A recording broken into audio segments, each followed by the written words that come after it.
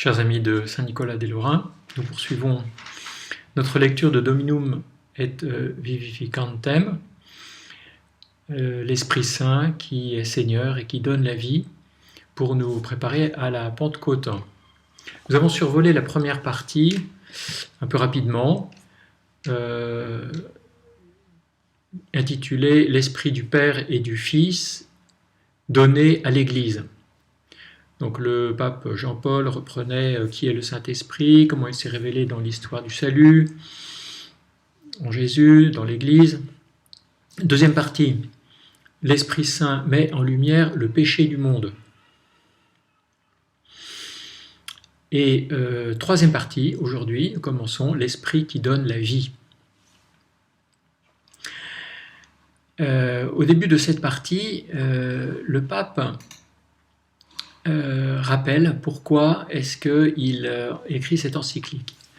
Il écrit cette encyclique, ça fait déjà un moment que c'est passé, et pour rappeler que le Christ était conçu du Saint-Esprit. Donc le pape avait l'intention de bien situer théologiquement ce jubilé. Bien sûr, ce jubilé est passé, mais en même temps, je pense que chacun d'entre nous, nous pouvons nous dire qu'au fond, chaque jour est un jubilé.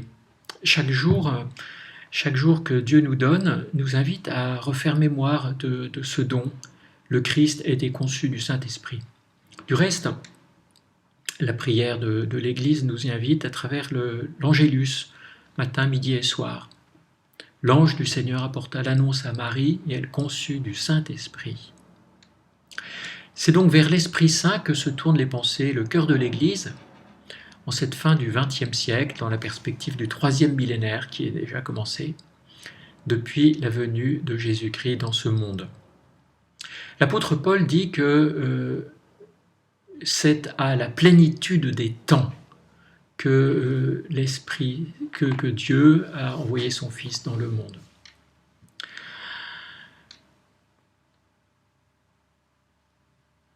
Parce que Dieu lui-même est la mesure de l'histoire des hommes qu'il a créés. Il y a donc une présence transcendante dans l'aujourd'hui de Dieu, aujourd'hui éternel. Et c'est en ce sens qu'on peut dire que chaque jour est un jubilé. L'aujourd'hui de Dieu. Aujourd'hui, ne fermez pas votre cœur. Aujourd'hui, c'est la Pâque du Seigneur. Cela se réalise aujourd'hui.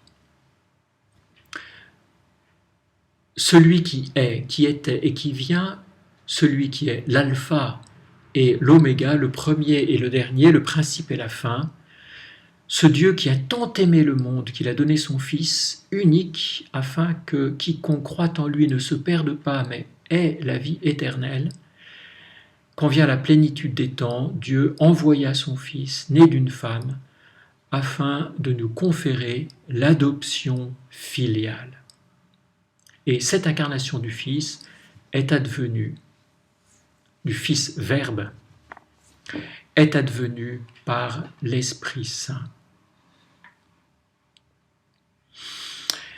Les deux évangélistes, Luc et Matthieu, chacun à leur manière exprime l'action de l'Esprit Saint dans l'incarnation du Verbe de Dieu, la venue du Messie promis à Israël. Selon saint Luc, l'annonciation de la naissance de Jésus se réalise ainsi. Marie demande « Comment cela se fera-t-il puisque je ne connais pas d'homme ?» Et elle reçoit cette réponse « L'Esprit Saint viendra sur toi et la puissance du Très-Haut te prendra sous son ombre. C'est pourquoi l'être saint qui naîtra de toi sera appelé Fils de Dieu. » Matthieu, lui, de son côté, raconte Ainsi, telle fut la jeunesse de Jésus-Christ. Marie, sa mère, était fiancée à Joseph. Or, avant qu'ils eussent mené vie commune, elle se trouva enceinte par le fait de l'Esprit Saint. Troublé par cet état de choses, Joseph reçut dans son sommeil l'explication suivante: « Ne crains pas de prendre chez toi Marie, ta femme, car ce qui a été engendré en elle vient de l'Esprit Saint. Elle enfantera un fils auquel tu donneras le nom de Jésus. C'est lui qui sauvera son peuple de ses péchés. » Donc l'annonciation à Marie et l'annonciation à Joseph font toutes les deux mention de l'œuvre de l'Esprit Saint comme acteur principal de l'incarnation. Aujourd'hui, l'Église, dans sa prière, dans le symbole des apôtres, dit « Le Christ a été conçu du Saint-Esprit, il est né de la Vierge Marie. » Ou encore « Par l'Esprit Saint, il a pris chair de la Vierge Marie et s'est fait homme. » Par l'Esprit Saint s'est fait homme, celui dont l'Église proclame qu'il est le Fils de Dieu par nature, de même nature que le Père. Dieu né de Dieu, lumière née de la lumière, vrai Dieu né du vrai Dieu, engendré, non pas créé, de même essence, substance que le Père. Et cela advint à la plénitude des temps. En effet, la conception et la naissance de Jésus, poursuit le pape un peu plus loin, sont l'œuvre la plus grande accomplie par l'Esprit Saint dans l'histoire de la création et du salut. C'est-à-dire, c'est la grâce suprême, la grâce par elle-même, la source de toute autre grâce, dit saint Thomas. L'Esprit Saint est l'artisan de cette œuvre et nous sommes invités, après ce jubilé, à nous mettre sous sa dépendance, peut-être davantage encore. À la plénitude des temps correspond en effet une particulière plénitude de la communication que le Dieu un et trine fait de lui-même dans l'Esprit Saint. C'est-à-dire que l'Esprit Saint réalise une union de la nature divine avec la nature humaine, de la divinité avec l'humanité, dans la personne du Verbe de Dieu. Quand Marie, au moment de l'Annonciation, prononce son fiat, qu'il m'advienne selon ta parole, elle conçoit le Fils de l'homme qui est le Fils de Dieu. C'est, selon l'expression éloquente de l'évangile de Jean, le Verbe s'est fait chair et il a habité parmi nous. À nouveau, nous pouvons faire mémoire de cette prière de l'Angélus. L'incarnation de Dieu, Fils, signifie que la nature humaine est élevée à l'unité avec Dieu.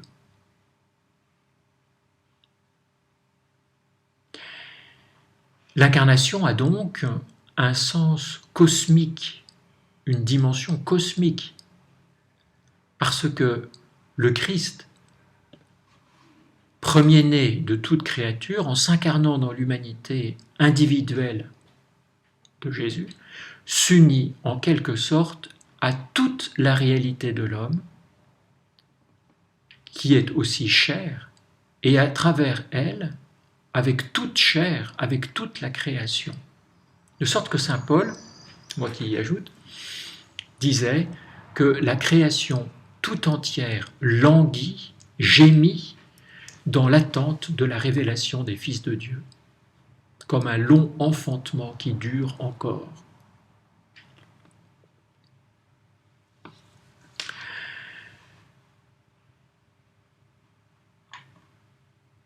L'Esprit Saint qui par sa puissance prit sous son ombre le corps virginal de Marie en réalisant le début de sa maternité divine, rendit en même temps son cœur parfaitement obéissant à l'égard de cette communication de Dieu que Dieu fit de lui-même et qui surpassait toute pensée, toute capacité de l'homme. Même si on peut dire que les mythes des religions païennes sont comme une pierre d'attente à cette révélation.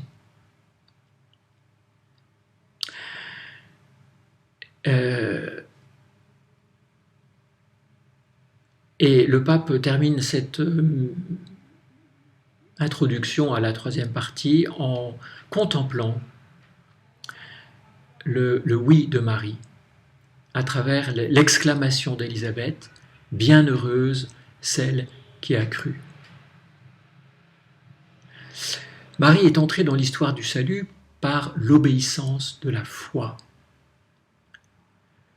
La foi, dans sa nature la plus profonde, est l'ouverture du cœur humain devant le don, devant la communication que Dieu fait de lui-même dans l'Esprit Saint.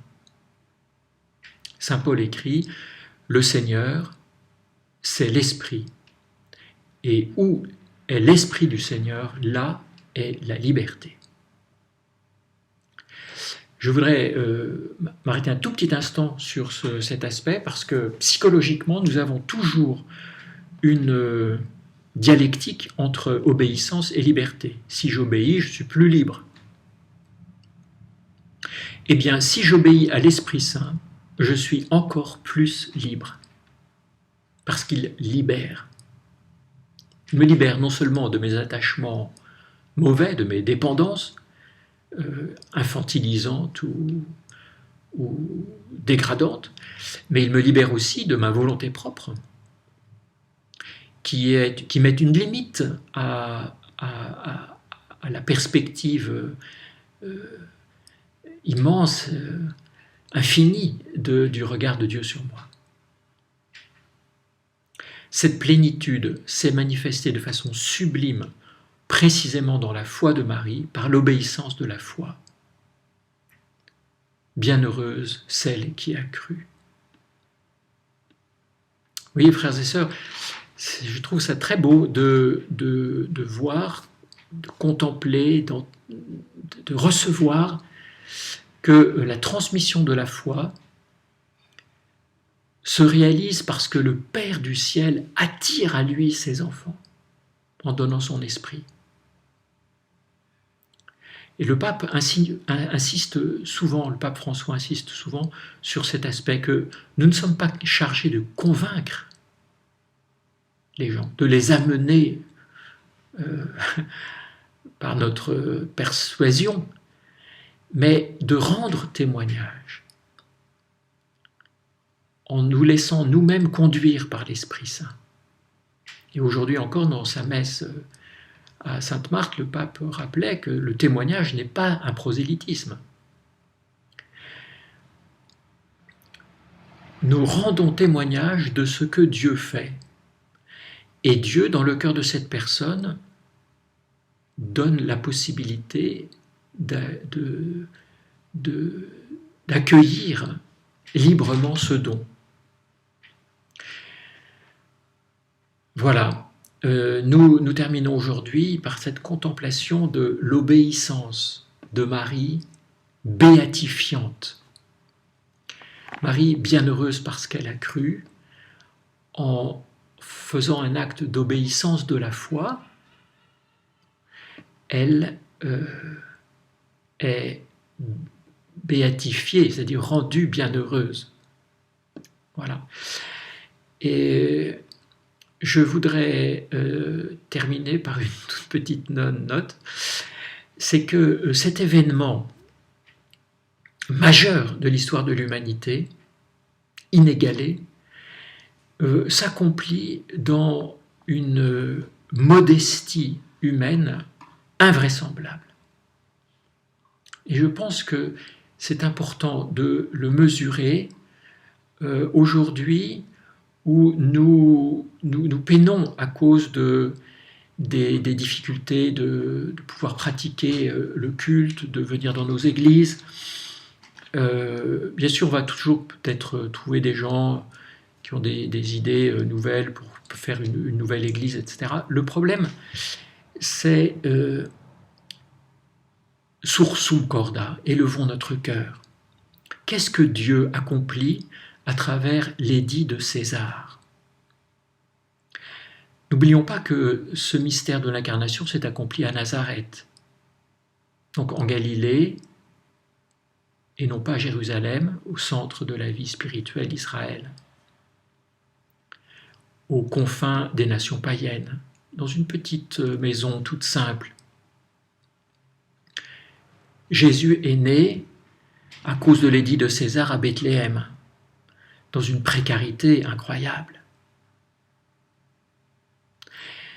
Il a grandi à Nazareth, caché. Il a parcouru 3 années les routes de Galilée avec quelques apôtres. Et donc, c'est quand même vertigineux de sentir, de percevoir que l'Église est amenée à suivre son Seigneur dans cette humilité, cette modestie, en s'offrant elle-même avec lui et en le laissant réaliser en nous et à travers nous son propre mystère, pour que nous devenions pour notre humanité comme une humanité de surcroît dans laquelle le Christ renouvelle tout son mystère. Voilà, laissons-nous saisir par cette contemplation, et je vous invite à dire ensemble l'Angélus. L'ange du Seigneur apporta l'annonce à Marie, et elle conçut du Saint-Esprit. Voici la servante du Seigneur, qu'il me soit fait selon ta parole. Et le Verbe s'est fait chair, et il a demeuré parmi nous. Je vous salue Marie, pleine de grâce, le Seigneur est avec vous. Vous êtes bénie entre toutes les femmes, et Jésus, le fruit de vos entrailles, est béni. Sainte Marie, Mère de Dieu, priez pour nous pauvres pécheurs, maintenant et à l'heure de notre mort. Amen. Priez pour nous, Sainte Mère de Dieu, afin que nous soyons dignes des promesses du Christ. Que ta grâce, Seigneur notre Père, se répande dans nos cœurs, par le message de l'ange qui nous a fait connaître l'incarnation de ton Fils bien-aimé. Conduis-nous, par sa passion et par sa croix, avec le secours de la Vierge Marie, jusqu'à la gloire de la résurrection, par Jésus le Christ, notre Seigneur. Amen.